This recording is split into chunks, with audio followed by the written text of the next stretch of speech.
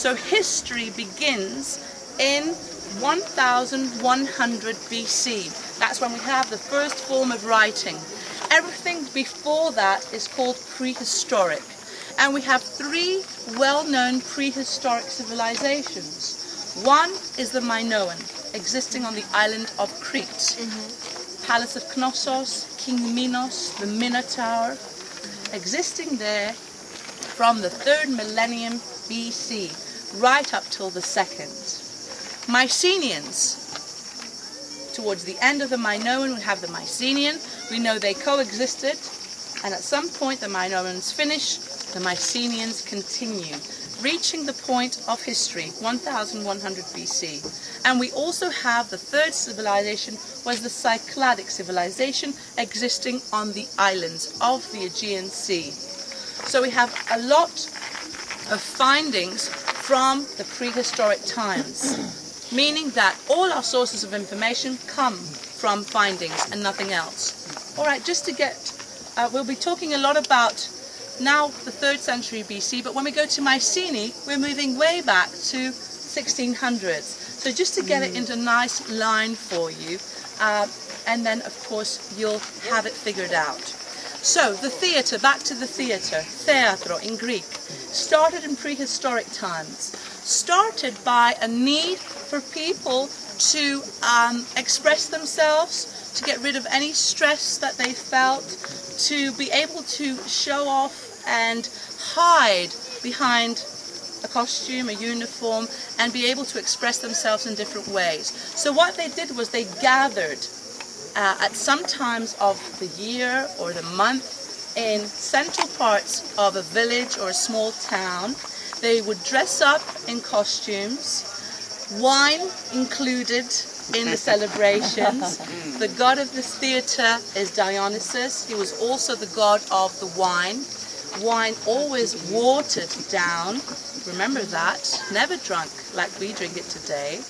But again, all of that happening, dressing up in these funny costumes, sometimes costumes that exaggerated certain parts of the body. I'm sure you've seen some of the little statues or postcards with exaggerated parts. But you know, if you hide behind a costume, no one knows who you are and no one knows what you're doing. So they used to dress up in funny costumes or more serious ones and start acting, which means an interaction of the spectators and the actual actors. Performing myths, stories, having fun. Pantomime, that was the beginning of it all. At some point, it starts becoming more professional. We have actual poets writing down plays. Plays that were taken from mainly the Homeric poems. You've heard of Homer? Yes. He spoke of stories to do with the war of the Trojans and the Greeks, to do with all the adventures of the people returning back home, the Odyssey, for example, the Iliad.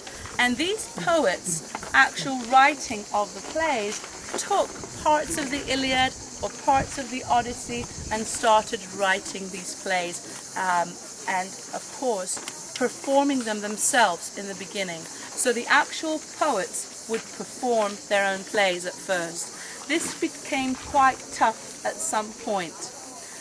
It meant that they had to memorize very long plays and act them out for 2 and 3 hours, one single person doing all of the characters and all of the acting. So at some point these poets moved back and we have actors taking their plays as professionals. Only the men, of course, performing, not the women.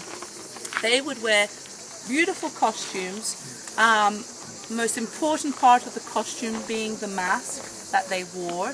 Mask made out of cloth, linen, strips of cloth joined together, forming the shape of a mask. The most important part of the mask was the mouth, the opening, because it also showed the character of the performance, a sad face, a happy face, an angry face. They would be pointy at the top, and they would have a strip of leather underneath to hold them in place. The eyes were very, very small. Why do you think there were small eyes? I know you know it. Recognize people by their eyes. Not only that, small eyes, they couldn't see the spectators looking at them, so they wouldn't be intimidated by someone watching them perform. So very small eyes, but very wide mouth, so that the voice could project. We have two forms of theatre, beginning in the 5th century BC. The form of theatre was one to competition, and that was mainly Athens. I'll show you tomorrow the theatre of Dionysus, where they had performances as competition.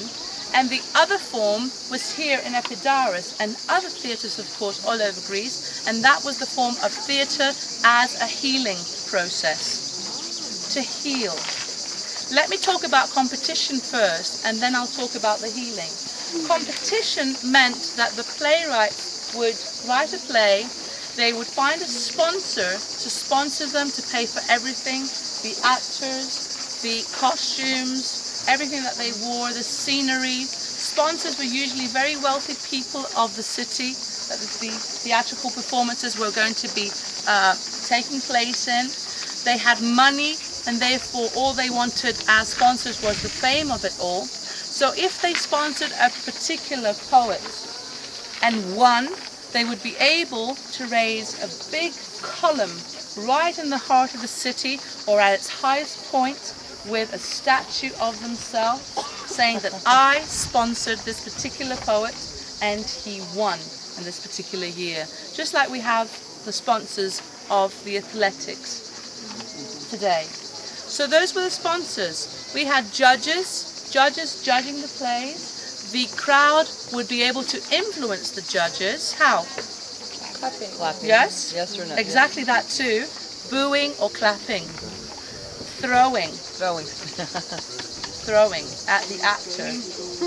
They were hungry. They would stay at the theatre up to 8 hours, remember, watching 4 plays in a row. They did take along with them food. So the judges would be influenced by the spectators.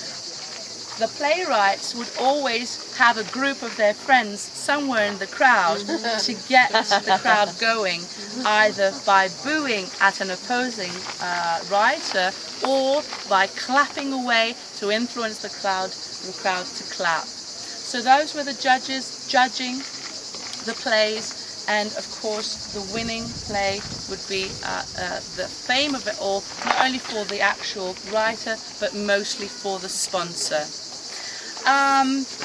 About the healing. Healing was a different sort of subject. Healing was here at these sanctuaries that were actually like spas of today. This is called the sanctuary of Asclepios. Have you ever heard of Asclepios? He was the god of healing, medicine, healing, but healing using natural means. So this area, of course, inspires you as far as the healing because of its great vegetation. Water also flowed through the valley. So people came here as a last resort to heal their bodies. They came along with someone else that brought them here. Obviously the sick were not able to come here alone. The sanctuary was open on certain times of the year. They would stay in the valley below. You cannot see it from here, but there's a whole area that I described before, the sanctuary of Asclepios, that had different buildings that were part of the healing process. They had to bring something to offer to the god first. So there was a temple dedicated to Asclepios with a statue of him inside. They had to offer, usually animals were offered in sacrifice.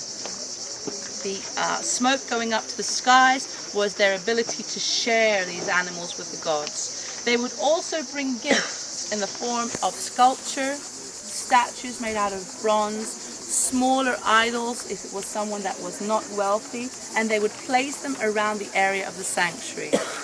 Themselves, as the sick, would be taken over by the doctors. The doctors would put them through a fasting process. It lasted about a week. Oh my goodness. Yes.